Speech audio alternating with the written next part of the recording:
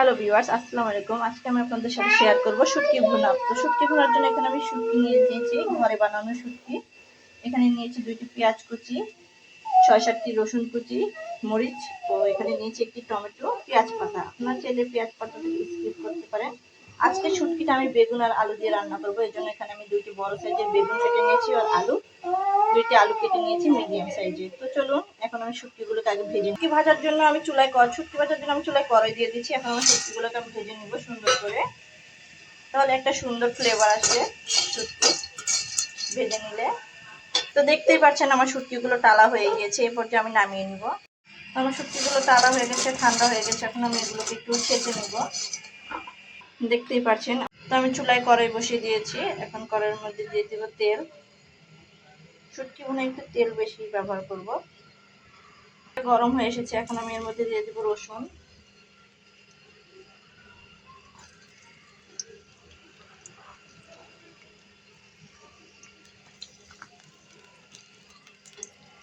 রসুনটাকে আমি একটু ভেজে নেব। এ পর্যায়ে আমি এটার মধ্যে দিয়ে দেবো আমার পেঁয়াজ কাটাগুলো। এগুলোকে একটু সুন্দর করে ভেজে নেব। এখন আমি এর মধ্যে দিব শুটকিটাকে দিয়ে একটু ভেজে নেব। এখন দিয়ে দিব এর মধ্যে পরিমাণ 1 চা চামচের মতো আদা ও 2 চা চামচের মতো জিরা বাটা,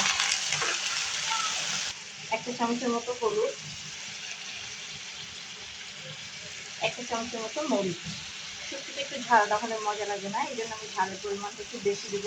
স্বাদ মতো লবণ, আপনারা আপনাদের স্বাদ অনুযায়ী লবণটা ব্যবহার করবেন। আমি এটাকে ভালো করে কষিয়ে নিব।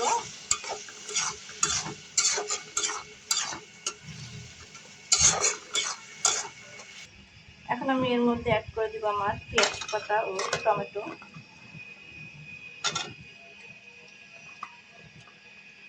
পেঁয়াজ পাতা আমি অল্প পরিমাণে ব্যবহার করব।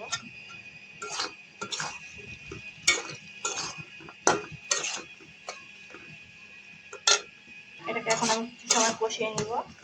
তারপর এটার মধ্যে অ্যাড করব বেগুন আর আলু। শুটকি তরকারিতে আপনার চেষ্টা করবেন তেল আর ঝালের পরিমাণটা একটু বেশি ব্যবহার করতে, তাহলে তরকারিটা খুবই মজার হয়। আমি এগুলোকে কিছুটা সময় কষিয়েছি, তো দেখতে পাচ্ছেন আমার কষানো হয়ে গিয়েছে। এখন আমি এর মধ্যে অ্যাড করবো বেগুন আর আলু, যা আমি আগে থেকে ধুয়ে রেখেছিলাম।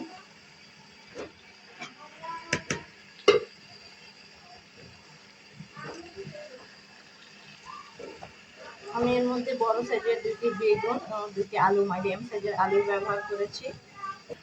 তো এখন আমি এগুলোকে নেড়ে চেড়ে ভালো করে কষাতে দিয়ে দিব। দেখতেই পাচ্ছেন এটা পানি ছেড়ে দিয়েছে, তো এটাকে আমি পানি শুকানো পর্যন্ত কষাবো ভালো করে। এটা কষানো হওয়া পর্যন্ত আপনাদের সাথে আবার এটা পরে দেখা করছি। দেখতেই পাচ্ছেন কষানো হয়ে গিয়েছে, দেখতেই পাচ্ছেন কত সুন্দর কষানো হয়েছে।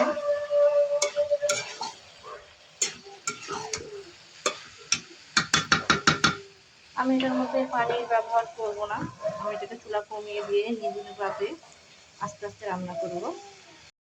দেখতেই পাচ্ছেন কতটা সুন্দর হয়েছে আমার শুটকির কালার, আর এটা দেখতেও কতটা সুন্দর হয়েছে। আমি এর মধ্যে বিন্দুমাত্র পানির ব্যবহার করিনি, সবজি থেকে যতটুকু পানি বেরিয়েছে তা দিয়ে আমি এটাকে ভালো করে কষিয়েছি। এটাকে আমি আরো 5 মিনিটের মধ্যে রেখে দিব।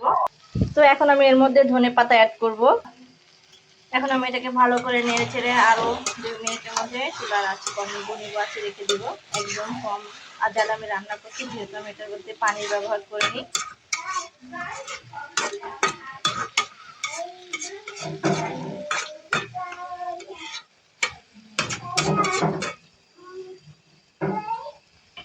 দেখতে পাচ্ছেন কতটা সুন্দর হয়েছে।